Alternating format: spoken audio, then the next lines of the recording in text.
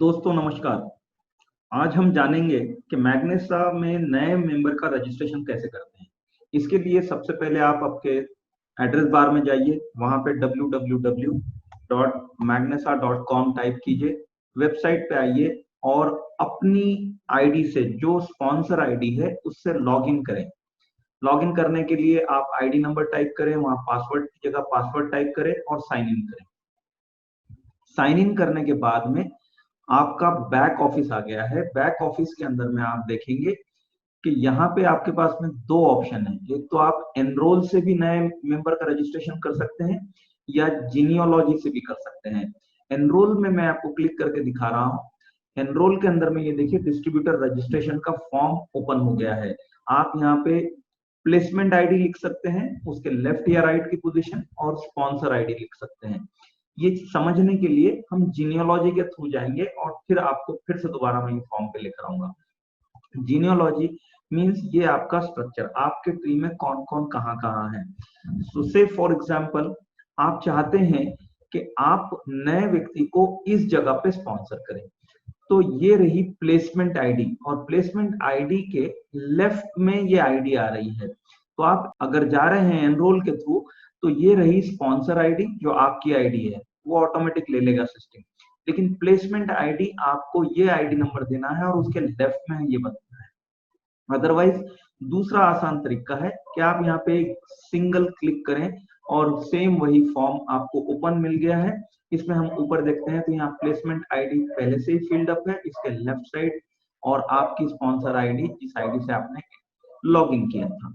अब आपको यहाँ पे पर्सनल डिटेल्स में name, display name, address, email ID, mobile number, date of birth, pin code, country, ये सब डिटेल डालनी है।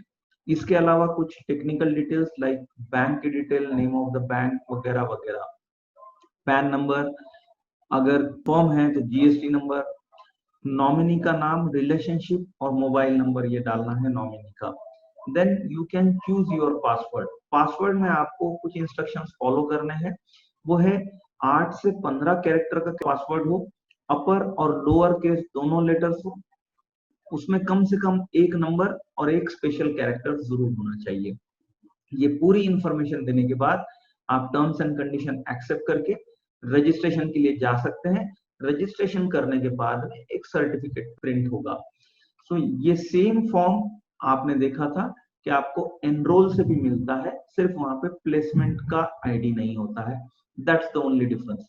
जीनियोलॉजी से जब आप जाते हैं, मैंने आपको एक सिंगल क्लिक करके बताया था कि जैसे सिंगल क्लिक करने से एनरोलमेंट का फॉर्म ओपन होता है, ऐसे ही अगर आप डबल क्लिक करेंगे 2 बार, तो आप देखेंगे जनरेट रजिस्ट्रेशन लिंक क्रिएट हो रही है। यहाँ पे sponsor ID, placement ID, position दे दी गई है। जिसकी आईडी क्रिएट करना है, आप यहाँ से लिंक क्रिएट करके अगर उन्हें भेज देंगे, तो वो एनरोलमेंट का या रजिस्ट्रेशन का फॉर्म खुद से फिलअप करेंगे और उनकी आईडी राइट प्लेस पे अपने आप लग जाएगी। सो उनका कॉन्टैक्ट नंबर डालिए, उनका मोबाइल नंबर डालिए, चाहे वो किसी भी कंट्री में हो, उनका ईमेल डालिए और जस्ट सेंड कर दीजिए। उनको एसएमएस और ईमेल दोनों चले जाएंगे। ये लिंक 24 आवर्स के लिए वैलिड रहेगी। 24 आवर्स में अगर वो अपनी आईडी वहां पे प्लेस कर देते हैं, तो वो आईडी प्रॉपर प्लेस पे जाएगी। बाद में ये लिंक काम नहीं आएगी और आपको या तो दूसरी लिंक क्रिएट करना है या उस प्लेस को आप दूसरे किसी रजिस्ट्रेशन के लिए यूज कर सकते हैं। नए डिस्ट्रीब्यूटर के रजिस्ट्रेशन के कंप्लीट हो जाने के बाद आपको उसके डॉक्यूमेंट्स वेरिफिकेशन के लिए सबमिट करने होते हैं। सो डॉक्यूमेंट भी आप वेबसाइट से ही अपलोड कर सकते हैं। उसके लिए आपको जाना होगा प्रोफाइल में।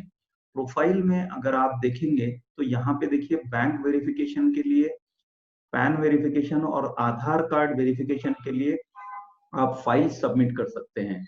ये इमेज फाइल है, आप इनमें से किसी एक बटन पे अगर क्लिक करेंगे तो आपके पास जो इमेज फाइल्स है वो ओपन हो सकती है। इसमें से कोई भी फाइल सिलेक्ट करके आप वहां पे अपलोड कर सकते हैं और यहाँ पे अपलोड होने के बाद में सिस्टम उसको ऑटोमेटिकली वेरीफाई करके आपको ये प्रोसेस कंप्लीट कर देगा।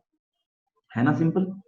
So thank you so much. आपसे मुलाकात होगी अगले वीडियो में वेबसाइट के बारे में और इंफॉर्मेशन के साथ। Thank you so much.